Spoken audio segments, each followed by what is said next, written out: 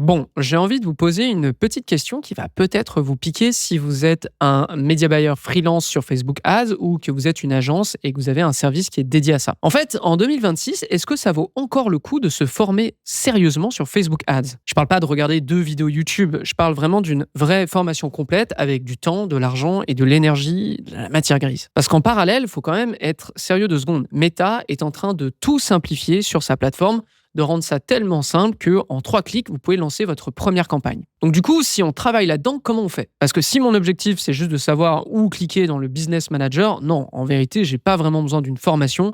Je pense que la moindre vidéo débutant, tuto, guide, campagne Facebook 2026 remplira amplement l'affaire. Par contre, si votre objectif, c'est vraiment de vivre de ce métier dans 3, 5, 10 ans, de gérer des comptes qui vont passer de 5, 10 à 30 000 euros ou 50 000 euros de budget par mois, ou encore d'être vu comme un partenaire de croissance et pas la personne qui pousse des boutons, eh bien là, la réponse est oui, plus que jamais, et je vais vous montrer pourquoi. Dans cette vidéo, on va voir ce que Meta est en train de simplifier à mort sur Facebook Ads, le vrai risque pour les freelances et les agences qui ne se forment plus, et ensuite sur quoi vous devez vous former en 2026 pour rester dans le top 10% des médias buyers dans ce domaine. Juste avant d'aller plus loin, je me présente très brièvement. Je m'appelle Antoine Dalmas, je suis média buyer depuis quasiment 10 ans maintenant. Je travaille chez J7 Media. On est une agence qui gère pas moins de 50 millions de dollars de budget uniquement sur cette plateforme sur les 12 derniers mois. On a une académie, on a un écosystème de formation. Donc, on travaille énormément dans ce domaine. C'est vraiment notre savoir là que je vais vous partager dans cette vidéo. Bon, premier point, ce que Meta rend vraiment simple, parce que quand on parle de Facebook, on parle toujours des mêmes 5 piliers. Une campagne, finalement, c'est quoi? C'est un paramétrage, donc c'est tous les niveaux de réglage que vous mettez au niveau de la campagne, des adsets, des ads. Ensuite, ça va être évidemment l'audience, ça va être les créatifs, le tunnel de vente et l'offre. On a un acronyme à l'interne qui s'appelle le PACTO. On parle du PACTO, ce sont ces 5 piliers pour n'importe quelle campagne que vous lancez sur Facebook Ads. Et j'aimerais qu'on passe rapidement sur les 2 premières colonnes parce que c'est là que Meta est en train de tout lisser. Déjà, les audiences à l'interne chez J7 Media, c'est quasiment plus un sujet. On l'a vu depuis 2 ans, il y a une disparition, une fusion de certaines options de ciblage. C'est de plus en plus difficile d'exclure, de découper ou de segmenter comme avant. Et ensuite, on a une poussée massive des campagnes Advantage Plus avec ces audiences très très larges. Honnêtement, en 2022 et en 2023, on faisait énormément de tests que je rendais publics dans notre newsletter de l'Esquad. Le lien est dans les notes de l'émission. Alors qu'en 2025 et 2026, dans beaucoup de comptes, on se retrouve avec une seule audience par campagne. Très souvent, elle est très très large et en fait, c'est le créatif qui s'occupe de faire le ciblage. Est-ce qu'il y a encore des exceptions? Évidemment, mais vous vous en doutez bien, c'est absolument pas la majorité des annonceurs avec lesquels on travaille chez J7 Media, parce que ce n'est plus sur l'audience que se joue la bataille. Ensuite, on a le paramétrage. Et là, Meta, en fait, ne veut plus que vous réfléchissiez. Alors déjà, Meta a simplifié énormément l'interface ou les options de lancement. Évidemment, il y a plein de boutons, ça reste quand même un tableau de bord de Boeing 737, vous avez compris l'idée, mais la plupart du temps, la campagne que vous lancez, elle a toutes les options activées. C'est très difficile de les enlever, parce qu'on observe aussi même que lorsqu'on lance une campagne, on a des options qui se réactivent, notamment sur le Ads. Il y a beaucoup de choses qui sont très recommandées, très poussées. Et en plus de ça, on a vu quoi? On a vu que Meta a lancé très dernièrement un chatbot IA dans le Ads Manager pour vous aider à paramétrer et analyser vos campagnes. Donc autant vous dire que le paramétrage aussi est en train de devenir un élément qui est moins important, je dirais, qui peut être de la fine optimisation à la limite sur quelque chose qui marche déjà très très bien. Mais globalement, on va tous se retrouver sur des campagnes qui sont absolument standardisées. Et là, c'est vraiment la partie que je pense 80% des médias buyers ne veulent pas regarder en face. Le vrai risque pour vous, c'est que vous deveniez interchangeable. En fait, de notre bord, on pourrait se dire, c'est génial, la plateforme, elle devient plus simple. J'aurai moins de boulot, ça va aller beaucoup plus vite. Et en réalité, c'est souvent l'inverse qui se passe. Comprenez un point. Plus une plateforme devient simple, plus il y a de la concurrence moyenne. Et d'ailleurs, plus la concurrence se moyennise en quelque sorte. Pourquoi? Parce que si c'est plus simple, déjà, les annonceurs eux-mêmes peuvent tester des choses tout seuls. Ensuite, si c'est plus simple, il y a encore plus de profils juniors qui arrivent sur le marché et qui sont très vite au niveau par rapport à d'autres agences ou d'autres freelances qui sont déjà actifs, et plus vos compétences techniques deviennent remplaçables ou du moins moins utiles. Alors effectivement, si votre promesse c'est juste je sais lancer des campagnes, me repérer dans le Ads Manager, optimiser une campagne Advantage Plus, je peux vous assurer que d'ici quelques mois, tout le monde saura le faire et 80% de ça va être optimisé ou automatisé par Meta. Et nécessairement, un client qui a un peu de temps devant lui pourrait largement aussi reprendre le flambeau derrière. Mais par contre, il y a un autre point sur lequel on doit revenir.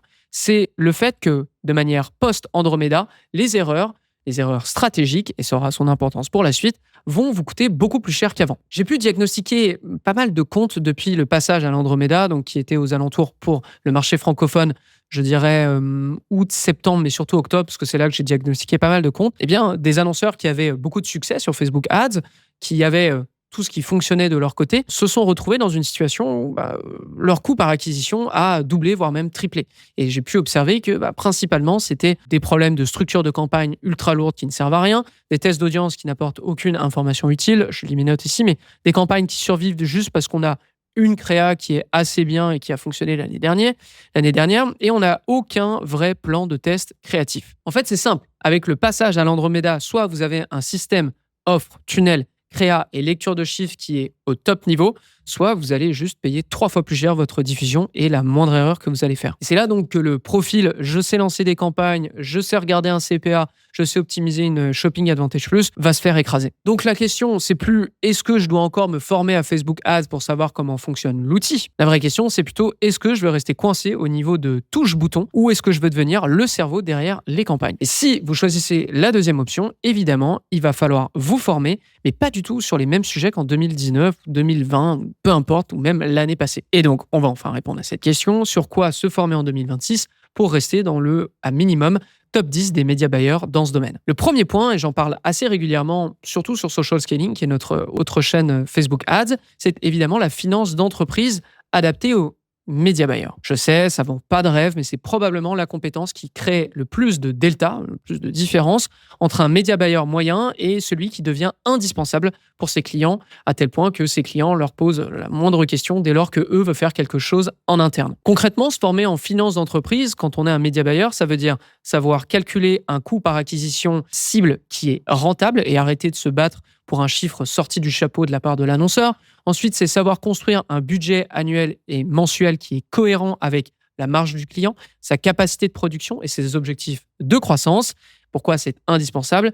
Eh bien évidemment parce que la majorité des annonceurs qui arrivent chez J7 notamment, on peut l'observer, n'ont aucune idée de combien ils peuvent vraiment investir ou ont des objectifs de retour sur investissement ou même de coût par lead qui est totalement déconnecté de leur réalité. Je vous donne juste un petit exemple qui est très récent au moment où je tourne. Début d'année 2025, on a un annonceur qui vient nous voir en nous disant 2 choses.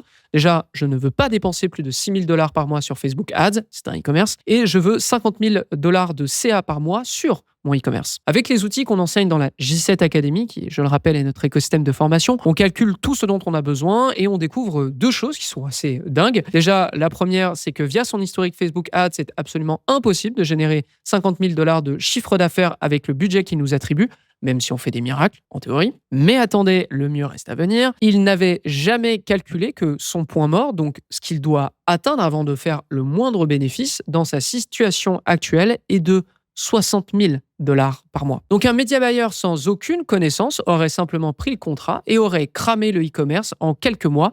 Mais nous, on l'explique à l'annonceur et voici ce qui se passe sur le restant de l'année. Je vous l'affiche à l'écran. Je vous ai mis en ligne rouge l'équivalent de 6 000 € par mois, enfin 6 000 $ par mois de dépenses. Vous observez que janvier, on suit ce qu'il nous dit, février, on suit et à partir de là, on ne fait que augmenter le budget, si bien qu'on sera quasiment constamment au-dessus des 10 000 $ de dépenses sur Facebook Ads par mois. Donc, le média buyer qui sait dire avec vos chiffres, voilà le budget réaliste, voilà le CPA cible rentable, voilà jusqu'où on peut scaler sans mettre votre boîte en difficulté, ce profil-là sera toujours au-dessus de « je sais faire des campagnes et les optimiser ». Et ça, pour l'instant, aucune IA de Meta ne le fera à votre place parce que l'IA de Meta ou même Meta, lui, ne comprend pas votre business, n'est pas capable de challenger l'annonceur et surtout n'est absolument pas branché à votre Shopify d'une quelconque manière ou branché même avec toutes les fiches de paie des employés, tous les coûts que vous pourriez avoir à droite à gauche et qui n'est même pas relié à votre Shopify. Comprenez l'idée. Donc ça, c'était le premier point. On va passer au deuxième, le marketing et les offres au-delà de la plateforme. Donc on arrive finalement au marketing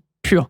Pas est-ce que je mets en conversion ou en trafic, c'est vraiment est-ce que je suis en mesure de trouver et de challenger l'annonceur ou même la situation sur Facebook Ads, parce qu'il y a un moment aussi, on se challenge nous-mêmes, on essaye de se battre nous-mêmes sur les offres, le message et même le parcours du client. Meta, aujourd'hui, si on regarde un peu, vous parle d'angle marketing. On avait parlé notamment sur cette chaîne de Meta Motivator. Vous pousse à produire de plus en plus de créa et bientôt 100% IA pour certains. Quand je dis certains, c'est ceux qui veulent bien utiliser de l'IA par rapport à leur image, par rapport à leur éthique de travail. Et surtout, simplifie toute la partie média. On l'a vu. Maintenant, le piège est de croire que ça suffit. Se former en marketing quand on est média buyer, c'est aller un petit peu plus loin. C'est déjà savoir construire un concept publicitaire. Et par concept publicitaire, j'entends promesse, preuve, offre et format publicitaire. Donc littéralement à quoi va ressembler ma pub. Ensuite, comprendre tout le customer journey. C'est un terme marketing. Encore une fois, on est vraiment dans le B à bas à ce niveau-là. C'est-à-dire, qu'est-ce que je dis à quelqu'un qui ne me connaît pas? Qu'est-ce que je dis à quelqu'un qui n'est même pas au courant qu'il a un problème? Qu'est-ce que je dis à quelqu'un qui m'a déjà vu 3 fois? Qu'est-ce que je dis à quelqu'un qui m'a déjà acheté et comment je peux le relancer pour qu'il réachète? Et après, être capable de penser en tunnel, à savoir, est-ce que j'utilise un lead magnet? Est-ce que j'utilise des séquences email? Comment on fait notre retargeting? Comment on fait des upsells? Comment on va chercher du post-achat? Ça, c'est du marketing et forcément, ça s'apprend aussi. Et pour terminer, le 3e bloc, celui dont on parle beaucoup en ce moment, c'est le creative stratégiste. Son rôle, c'est quoi?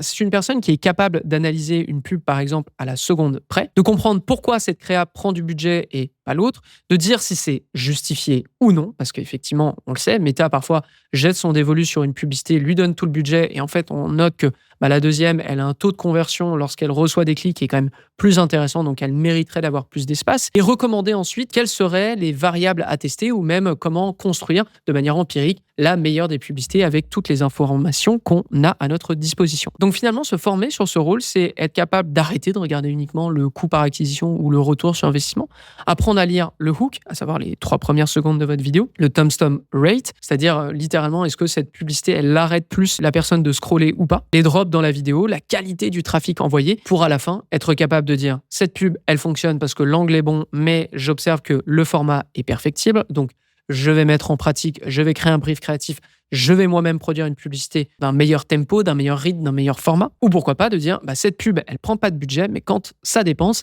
elle génère des leads 30% plus rentables. Donc, on doit insister dessus et construire autour. Soyons un peu réalistes. Je l'observe notamment sur LinkedIn, là où beaucoup de média buyers se vendent, font du personal branding. On parle beaucoup de volume de pub, de créa, de lancer 10 créas avec des trucs super différents, etc. De regarder ce qui dépense le plus, de tout miser sur celle qui a le meilleur CPA, etc. Un creative stratégiste, ça va beaucoup plus loin. Il sait pourquoi ça marche et surtout quoi faire derrière avec des chiffres. Et quand vous combinez ça avec un bloc marketing et un bloc finance, vous n'êtes plus juste la personne qui gère les campagnes. Vous êtes la personne qui pilote la croissance chez votre client. Maintenant qu'on a vu ces 3 blocs, est-ce que vous devez encore vous former à Facebook Ads en 2026? On revient à la question de départ. Si se former sur Facebook Ads, c'est apprendre tous les boutons du business manager, mémoriser les menus et savoir quelle campagne lancer à quel moment, la réponse est non.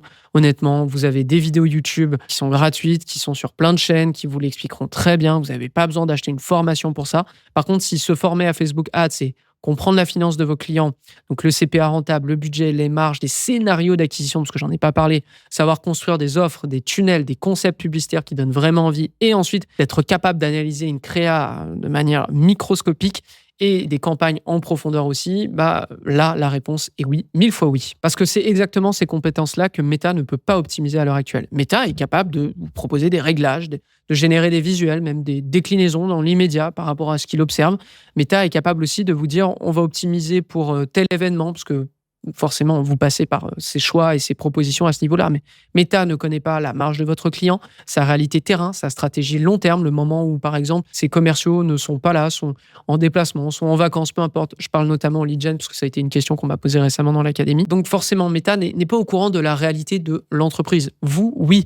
Donc ça doit être l'endroit sur lequel vous devez vous former à la fin. Donc la conséquence, et ce que je vous explique depuis tout à l'heure sur cette vidéo, c'est que le métier du media buyer bouton va devenir beaucoup moins utile. Par contre, le métier de partenaire de croissance Facebook Ads, lui, va prendre encore plus de valeur. Donc, si vous êtes un freelance, une agence, un consultant et que vous vous demandez où mettre votre temps de formation en 2026, bon, vous vous en doutez, je peux que vous recommander de rejoindre la J7 Academy. C'est pas une formation, c'est un écosystème de formation dans lequel on vous donne une plateforme de formation à jour avec tous les sujets dont j'ai notamment parlé, la création de publicité, l'analyse de compte, la finance d'entreprise, la méthode de testing et bien d'autres. On a aussi un espace Slack pour répondre à toutes vos questions toute la semaine, que ce soit sur Facebook Ads, emailing, même Google Ads ou même du tracking pour vous dire. Et ensuite, on a 2 workshops par mois pour vous maintenir à niveau sur les dernières découvertes, les dernières nouveautés, les dernières stratégies qui fonctionnent et que notre agence, nous-mêmes, avons mis en place chez des clients. Donc littéralement, on dépense et on vous montre ce qui fonctionne le mieux. Si ça vous intéresse, il y a une quantité phénoménale de témoignages d'agences et de freelance média buyers sur la page j7academy.com ou dans les notes de l'émission. Je vous invite